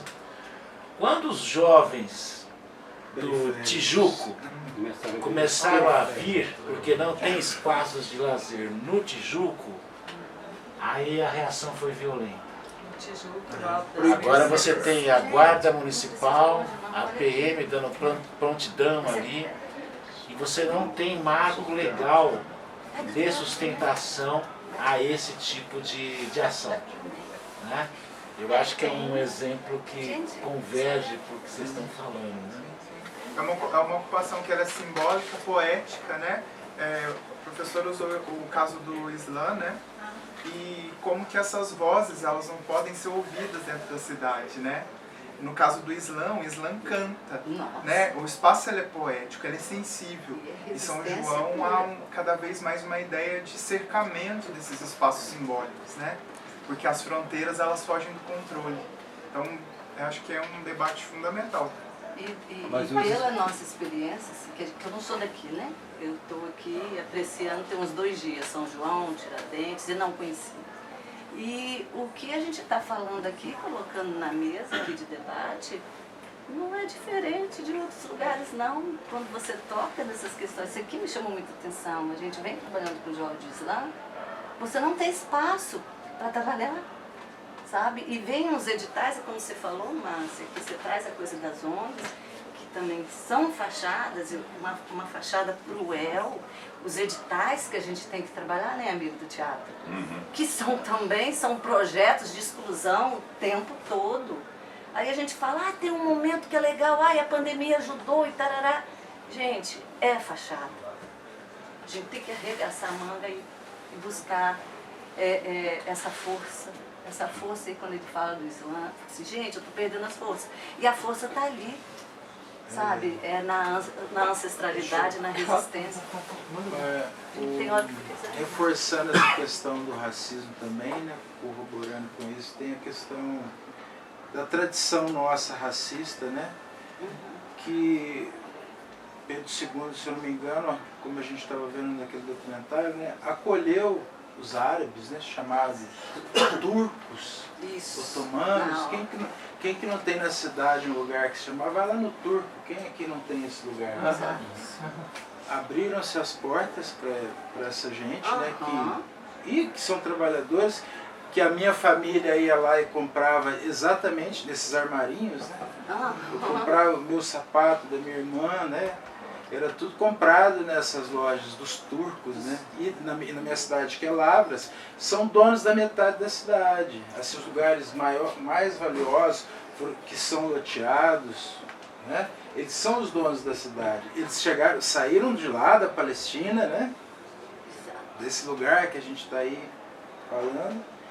Foram muito bem acolhidos, se deram muito bem em Lavras, eu estou falando de Lavras. Então, não, mas você está falando, não é só Lavras, não. O turco, né? Todo mundo tem um turco, o bar do turco. Vou no baile do sírio-libanês, que não vou falar isso. Parece até que, né? São pessoas que chegaram aqui paupérrimos.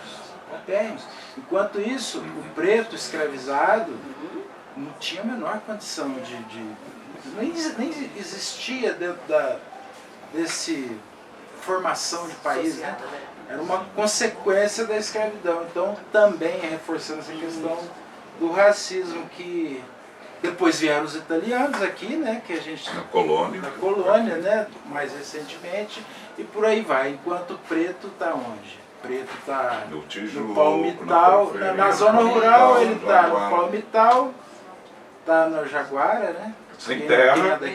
Tá lá, mas sem nada, terra. Né? Não tem nada, ou tá no Mambengo, só tem esse lugar. Ou tá no Alto das Mercês. Ou tá no Mambengo, tá levando porrada de polícia. É um quilombo ou também. Tá tendo restrição. Então, assim, não adianta a gente falar de coisas lindas sabe? A gente tem que agir, sabe? E a ação, por exemplo, eu vejo a questão da terra, você tem instrumentos muito interessantes para a luta da terra.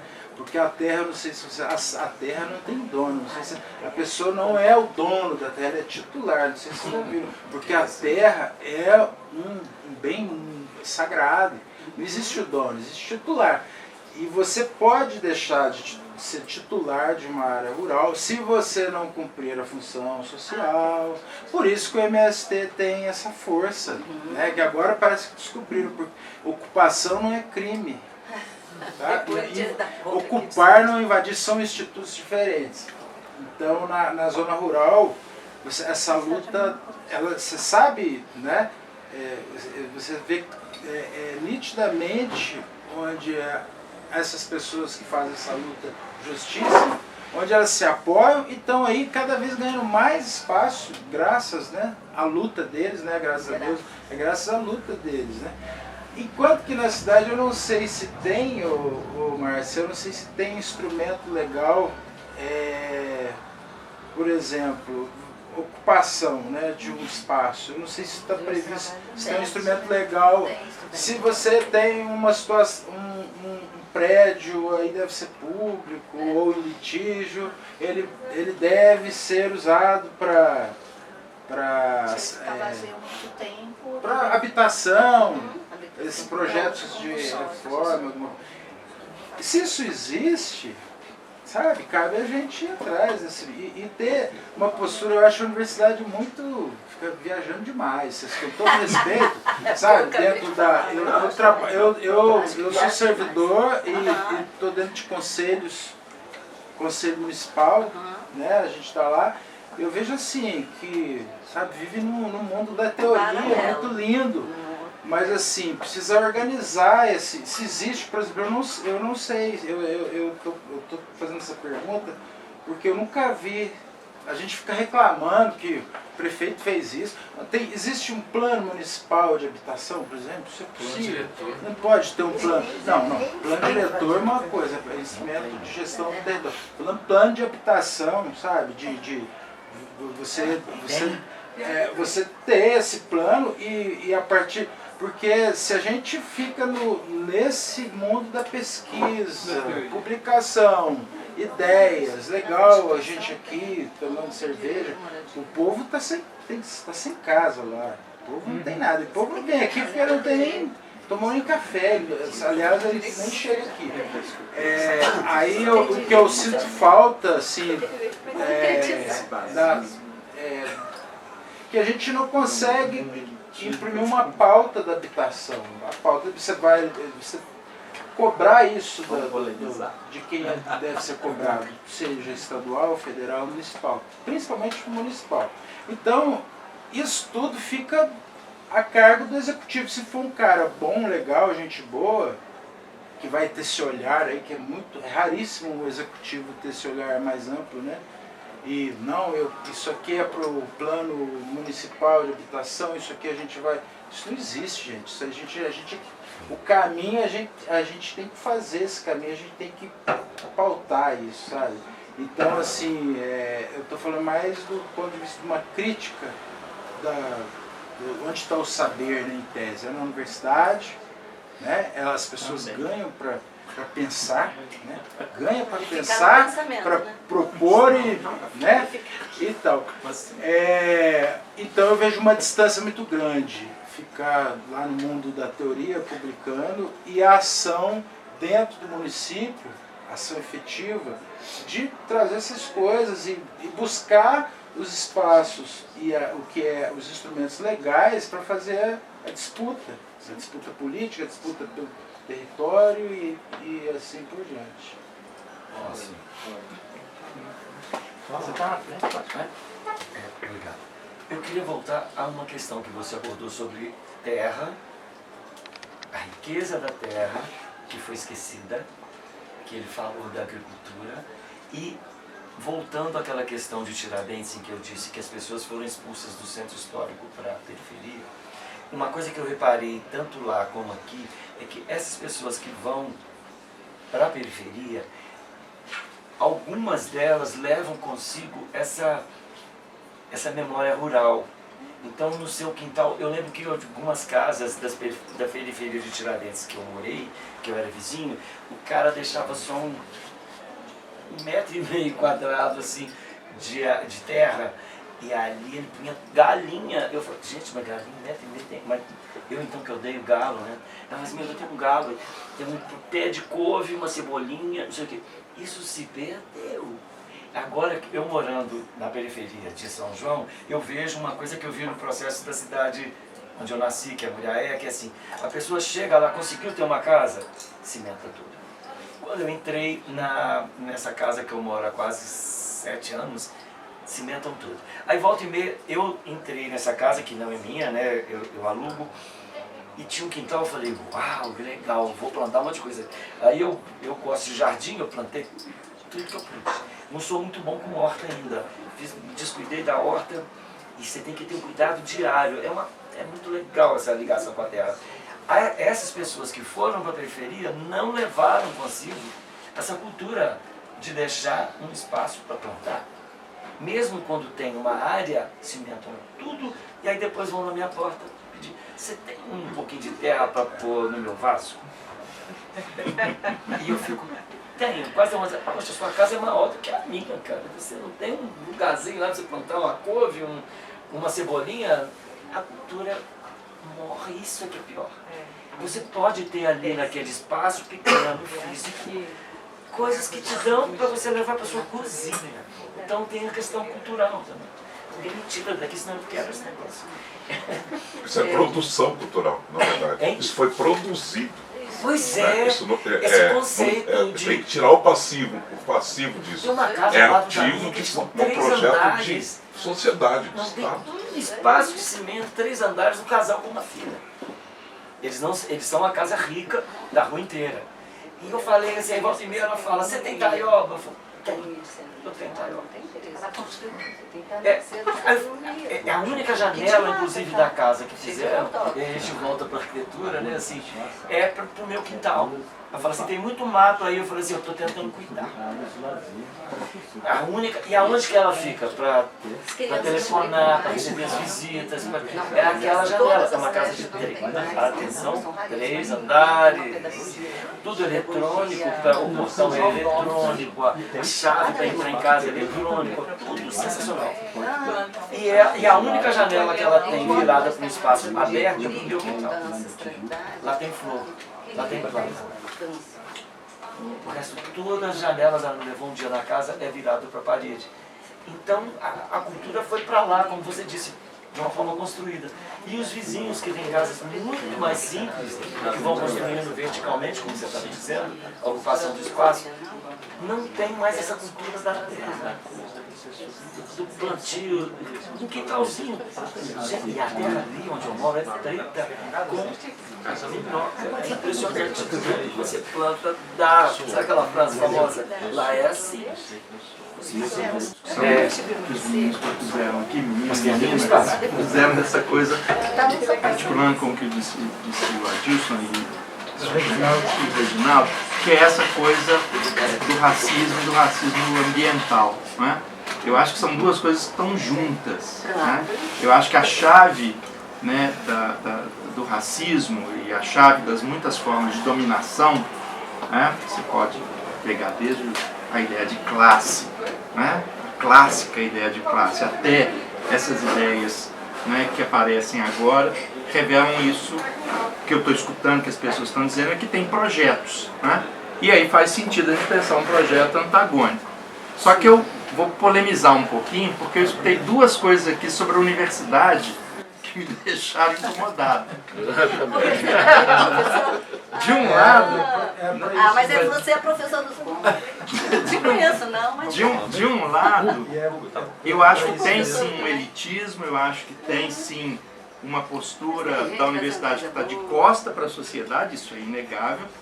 Quando a gente, por exemplo, no começo estava conversando com você, desculpa, eu não sei o seu nome, sobre essa coisa de... Não, sobre essa coisa de que, né, mudou muito São João antes da pandemia para agora, as pessoas, valorização do espaço.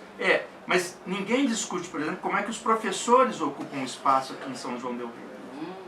E se a gente pensar do ponto de vista de uma estratificação socioeconômica, os professores estão no topo da pirâmide salarial do município.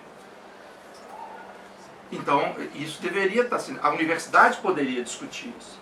A universidade poderia puxar essa discussão sobre como é que os professores universitários eles estão vendo o espaço, como é que eles... Né? Porque essa é uma discussão.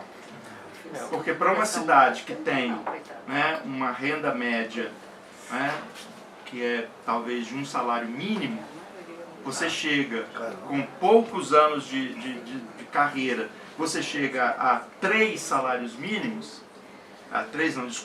salário mínimo oficial, você chega, vou refazer minha fala, para uma cidade que tem, que eu estou pensando no número do DIEESE, então para uma cidade que tem uma renda média de mais ou menos 3 salários mínimos, com pouco tempo de carreira, uma categoria pequena, ou seja, um número pequeno de pessoas consegue ter, né, o triplo disso.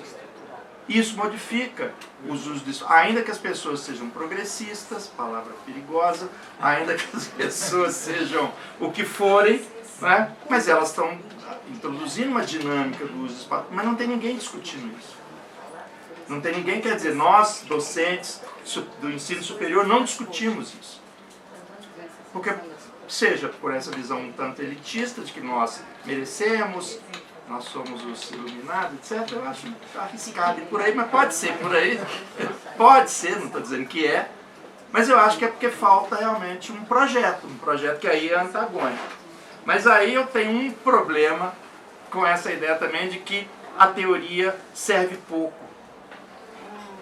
Inclusive porque a minha carreira toda é tentando ser um teórico, então eu tenho dificuldade com esse negócio. Quando alguém fala que a teoria não ajuda, eu tenho uma dificuldade tremenda, porque ela só ajuda. Agora você não está ajudando, já que você é prático, você é mais prático. Eu sou teórico. Ah, você é teórico, não é prático. E consegui entender a prática. Não vejo como tem essa prática. Tem uma categoria... Não são antagônicos, né? Não são Deveriam ser complementares, né? Eu acho que nem complementar. Eu acho que tem que ser teoria e prática, uma esclarece a outra. Tem uma categoria que se chama praxis. Praxis, isso aí, sei lá. Essa é a categoria que vem lá. E às vezes a gente coloca mestre na categoria, quem é acadêmico enquanto mestre está ali na cultura popular, está na prática. E é isso que eu acho que talvez seja a discussão. A universidade tem que incorporar esses outros saberes. Os mestres, outros saberes, outros olhares, outros teatros, deixar de estar de costa e provocar. Dentro dos instrumentos legais disponíveis. Para além deles. Sim, mas você tem que começar por onde? Se existem, vamos trabalhar esses instrumentos que estão disponíveis e que a gente não ocupa esse espaço, porque, não sei por que razão, por que a gente não ocupa, por que a gente não provoca o executivo, que é o grande ator disso tudo, é o executivo, mas se ele não for empurrado, se ele não for direcionado para isso, jamais. Eu acho que deixa eu fazer uma provocação. Eu vou fazer uma provocação que eu prometi que eu não ia fazer. Eu vim com isso na cabeça. Eu tomei de fogo. Cheguei aqui, falei para Deus, eu não vou fazer, mas eu não vou resistir. Nós estamos vendo, né, a situação na Palestina. Né? Sabemos a história, né, de Israel na Palestina, da ocupação do espaço da Palestina, né? Com a coisa dos assentamentos, né? Aí eu vou fazer a provocação. Aí você pensa o seguinte, nós costumamos olhar, né, para o processo de expansão das universidades, dos institutos federais, né, com bons olhos, não poderia ser diferente, né? A interiorização e assim por diante, né? Mas aí você imagina, né, você criar uma universidade federal em São João del Rei, né, colocar uma cidade dentro desta cidade, um orçamento maior, com essa estratificação social que ele está colocando aí, né? É como se fosse a ocupação. E depois a gente reclama da crítica que o pessoal da cidade faz, né, aos universitários e assim por diante. Você está criando um enclave, né, um assentamento dentro desse território. Né? Como pensar isso? Né? Como pensar esse tipo de coisa? Faz sentido isso que eu estou falando para eu emular o professor? Deixa ela falar. É um assentamento que você tem no Brasil inteiro esse negócio. Você vai lá numa cidade interior e coloca uma universidade com aparato científico e tecnológico, com um monte de estrangeiro. Sensacional. Né? Um monte de alienígenas que vêm aí com os seus pensamentos revolucionários ou não. É uma base, pode ser progressista como uma base ou militar não. que você coloca dentro da cidade. E aí você tem um embate, né, com o modo de vida do lugar, com os valores, a cultura, a moral e assim por diante do lugar. E a gente fala assim, nossa, eles estão detonando a universidade. Eles consideram nossos estudantes criminosos porque são pessoas que foram acolhidas pela cidade e estão devolvendo para a cidade a ingratidão. Né? Destruindo o santinho lá da igreja, assim por diante. Quer dizer, como pensar isso? Vou pegar o gancho dele. Eu estou de fogo. Deixa a menina falar. A mulher quer falar. Vamos ser educados. Queria polemizar um pouco mais, né? Eu acho muito importante, né, esse olhar de como que a universidade e atores sociais da sociedade pode provocar o executivo, né, que é quem tem o poder de fazer coisas. Mas acho que a gente já teve muitos exemplos, e a Márcia citou um deles, né, falando que o projeto Minha Casa Minha Vida, feito por um governo de esquerda, único que existiu no Brasil até hoje, foi um plano muito mais econômico, junto com as construtoras, que você falou que hoje em dia tem um outro nome, né, Márcia? Esqueci. Incorporadoras, né? Então, o que a gente espera desse executivo? Porque esse executivo, desde a colonização até hoje, é um executivo racista, patriarcal, colonialista, né? Com essas raízes europeias e tal.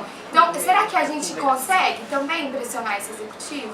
Porque quando a gente pega o plano diretor, essas coisas, as construtoras, elas mudam de uma noite para outra. Um lago que era um lago virou uma outra coisa para aprovar um prédio gigantesco, aí depois já volta. Então o lobby e toda essa coisa, assim, eu acho que sim, o executivo é uma via, e se a gente não pressionar, aí que nunca vai acontecer nada mesmo, né? Mas como que a gente pode fortalecer outros, por exemplo, eu acho que o MST, as ocupações urbanas, o MLB, enfim, o MTST são lugares e atores sociais muito mais potentes para você se fortalecer, porque estão pensando dentro de uma outra lógica, assim, porque eu não sei se pensar dentro dessa lógica de que o executivo vai fazer por nós, se a gente pressionar, vai dar certo, assim. Pegando o gancho dela ali, vocês conhecem Viçosa? Viçosa se tornou uma cidade mais violenta, onde que quase toda semana mata um jovem lá. Em Viçosa, a cidade que eu morei lá, estudei lá, a cidade é irreconhecível.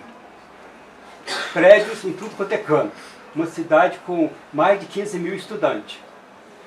Tem mais de 100 mil habitantes, a cidade se tornou mais de 100 mil.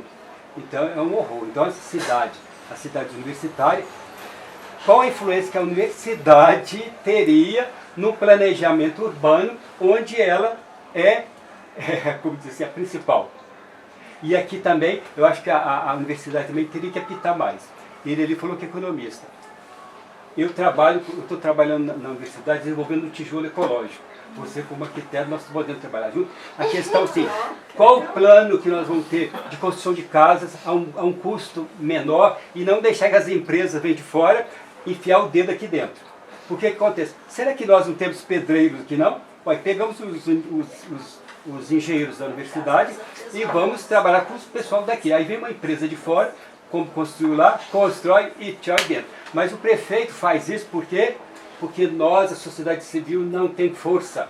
Porque nós fosse organizado, a rua lá não teria sido proibido, porque nós vamos discutir o lazer da cidade. A cidade está cheia, eu fiz um levantamento, e no Tijuca tem ginásio lá que precisa ser reformado.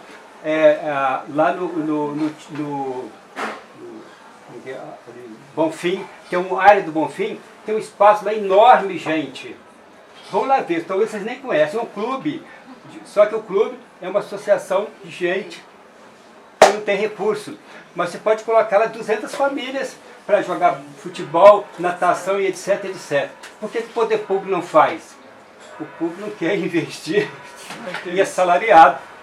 Então, quer dizer, quais as áreas de lazer que nós temos? Então vamos discutir as áreas de lazer da cidade. E você, como economista, nós podemos montar um plano com a arquitetura também, porque nós temos que sair daqui com um plano. Vamos juntar, conversa de várias vamos juntar o economista, a arquitetura e companhia limitada. Você Vamos para ação. Vamos para ação. É isso mesmo. Porque teoria mas espera não lá, adianta. eu gostei muito do que a Brenda falou. Brenda, agora você fica em pé aí. Você, ó, uma menina jovem, com toda a potência. Você está entendendo, Frei? Sim. Frei Paulo. Esse é o Frei Paulo. Gente boa pra caramba. Não é à toa que é capixaba. A Brenda colocou aqui uns pontos assim, muito sérios. O meu ponto primordial é o racismo. A gente não tem como discutir nada enquanto melhora na nossa humanidade. Humanidade. E principalmente aqui no Brasil, é o racismo. O racismo é um plano político cruel. Mas quando a Brenda também traz as questões de gênero, muito bem falado, hein? Nós não podemos deixar isso, e não é só problema nosso, não é só problema de mulher, não é só um problema feminino, não é. É um problema de todos, principalmente dos homens. Principalmente dos homens. Por quê, gente? Todos nós viemos de quem? De uma mulher, não é isso, prefeito? É isso, Frei Paulo. Pelo menos isso, pelo menos ter essa consideração. A gente precisa necessariamente desconstruir esse pensamento patriarcal. Precisa, urgentemente. Aqui. Simplesmente assim, aqui. A gente, enquanto tiver com esse ego de gênero, ego de privilégio, a gente não vai conseguir chegar lá. Em lugar algum. E aí eu te agradeço por ter me lembrado disso, tá? Porque todo dia eu tento lembrar disso. Gente, a gente está numa sociedade patriarcal. O tempo todo o Frei fala assim, olha, eu estou te apresentando isso aqui, mas o prefeito, você não falou prefeita. Não tem prefeito. Então pronto. Aqui em São João. Aqui em São João a gente estava olhando lá. Uma candidata agora. A série de retratos de prefeitos só tem homem até agora. Não tem lá, tá vendo? As mulheres agora estão falando. Em São João. Cadê prefeita? Então agora pode ser que a gente tenha uma. Olha, pode ser que você é daqui, né, Brenda? Deixa eu objetivar mais a minha... Não, aqui as mulheres estão falando. Opa! Dá licença. Aí eu jogo pra Márcia uma questão quando ela encerra, já me tocou também, eu já estava acompanhando a curadoria da Bienal de São Paulo. E aí você só jogou a imagem. E eu gostaria que você falasse o que te transformou, porque eu também questiono a pós-modernidade na arte. Aliás, a modernidade... Aliás, eu questiono esses movimentos todos, eu não sei por que isso, não sei para que isso. Voltamos lá na questão dos mestres populares, e essa sabedoria a gente não consegue ainda adentrar, né? Que mente louca, nós somos muito loucos. E aí você fala aí pra gente, Márcia, o que te tocou, o que é que você pensa quando aqueles curadores dão as costas para a modernidade na arte especificamente, né, que é o que a gente está falando, e que abrange todo um sistema, né, e E o que é que você tem a nos dizer aqui? Porque eu acho que tudo aqui que a gente fala, da pluralidade, da diversidade, está presente aqui. E ainda a gente não falou dos povos indígenas aqui em momento algum. E que, nesse meu ponto de vista, esses movimentos todos só vêm causando segregação, apartheid. E ainda a gente continua no movimento, ainda num sistema de patriarcalismo, de machismo e de racismo, tudo que esses ismos que destrói o outro. Quando você vê uma imagem assim, que dá as costas, pelo menos para esse tipo de movimento, o que você tem a nos dizer? Eu quis trazer aqui, né, a importância da terra, para a gente poder discutir espaço, né? Então, pensar muito a materialidade a partir dessa relação terra-trabalho, né? E aí, o estilo moderno, né, na arquitetura, ela vem de uma ideia de maior acessibilidade da boa construção, do bom design lá da Bauhaus, dessa beleza, né? Utopia modernista. Para todo mundo. Então, aquelas cadeiras super bem desenhadas, assim, industrializáveis, que vão ser construídas em massa e vai para todo mundo. Né? São cadeiras super caras. Né? Então, todo mundo é esse. Que a ideia da contradição. Né? O modernismo nasceu com uma ideia, né, de ser mais acessível, né, pela ideia da produção em massa, né, mas ele foi apropriado, né, ele foi apropriado porque é mais barato, é mais prático, né, então a industrialização foi lá e, né, se apropriou disso e aí virou o fetiche do moderno. Né. Então, e aí o que acontece? Aí o que aconteceu? Talvez, não sei se estou delongando muito, né? É que aí, por exemplo, quando eram os italianos que faziam as construções nas cidades, isso de novo é meu querido ex-orientador de doutorado, foi a pesquisa dele. Ele notou, ele que trouxe essa discussão do embranquecimento e da desvalorização do valor do trabalho. Né? Ou seja, os italianos construíam essas casas que a gente conhece, né? Cheias de barroco, cocó, cheio de... Né? Eram eles, só que era muito caro. Você construir, né, com essa mão de obra, era uma mão de obra muito valorizada. Né? E aí, com a industrialização, que veio com a ideia do concreto, o concreto, a ideia é você ter um trabalhador que não precisa saber. Ele só precisa, ou faz a massa, aí o outro levanta a parede, aí o outro vem com boca, o outro faz elétrico. A única pessoa que sabe todo é um mestre de obras, esse ganha bem. Mas a ideia é a gente explorar esse trabalhador que vai ganhar muito pouco. E aí você tira o italiano. Então você desvaloriza a mão de obra, né, o trabalho dele. E aí que o estilo moderno casa muito bem com essa lógica. Então eu boto forma, tem um cara que sabe fazer forma, tem um cara que sabe fazer um ensaio do concreto para o concreto ficar bom ali para lançar na forma. Tem um cara que depois vai ficar semanas jogando água em cima da laje porque precisa hidratar o cimento. Né? Então começa a fragmentar, aquilo que o italiano sabia fazer como um todo, se fragmenta. Então o estilo moderno vem para isso. Então, por isso que dá as costas para isso, né? A gente fazer a crítica de Brasília, é exatamente para a gente chamar a atenção para uma exploração do trabalho, né? E que foi para também, de quebra, fazer esse espaço fragmentado, que é da periferia do centro. O Agostinho Carrara, como é que é o nome dele, o ator? Pedro Cardoso. Pedro Cardoso. Tem uma fala interessante na internet que ele tá num táxi, ele está conversando com o taxista e ele tem um determinado momento que ele fala, ó, a gente compra, tem gente que compra uma cobertura por 7 milhões, 10 milhões, e aí ele precisa pintar, ele quer mudar a cor da parede, a pessoa vai, é uma parede gigantesca, uma área enorme, e o pintor pede 6 mil reais e ele acha um absurdo, né?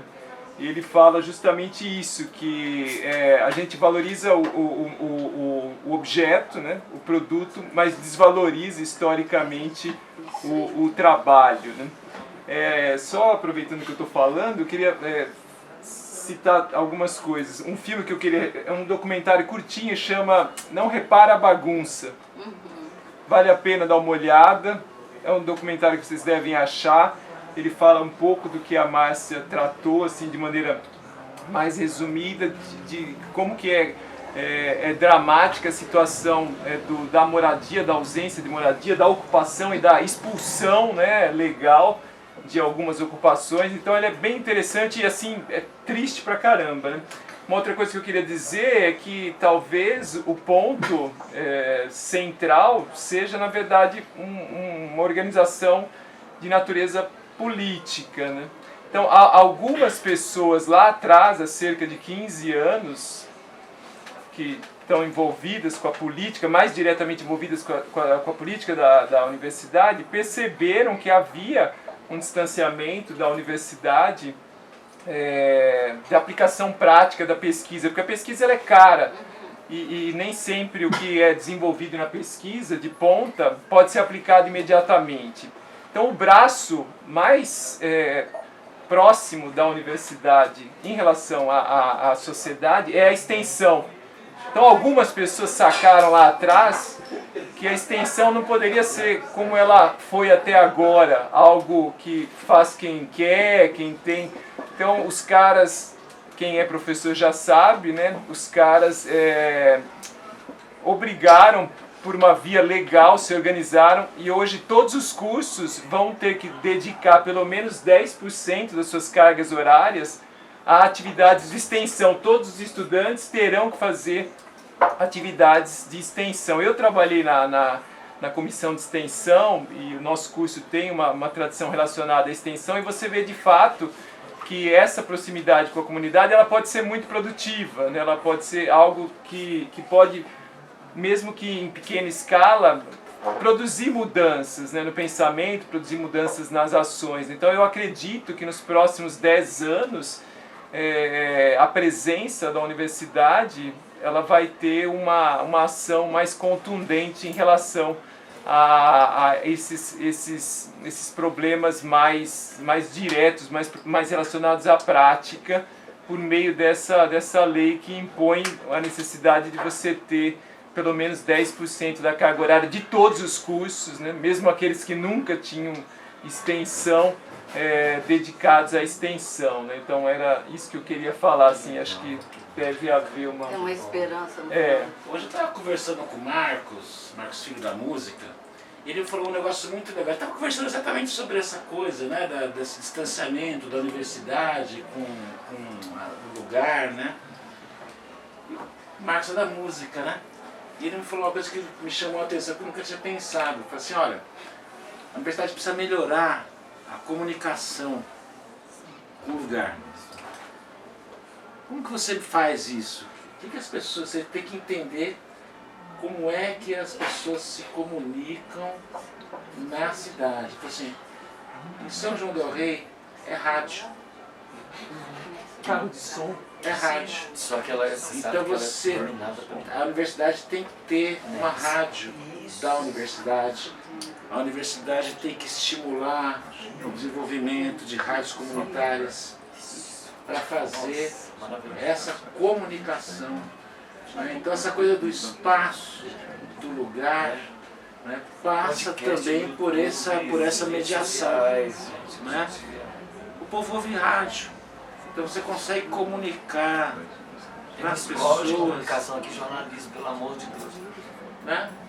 Só uma última coisa que eu queria dizer, acho que talvez para a gente encerrar também, em relação a essa ideia do trabalho, ela citou os italianos, né, mas aqui, já que a gente está em Minas, a mão de obra era sobretudo portuguesa, mas o nosso maior artista, que estaria numa lista dos 5 maiores artistas, em qualquer lista da história brasileira, é um negro, né? É Antônio Francisco Lisboa, que a gente conhece como o Aleijadinho. Né?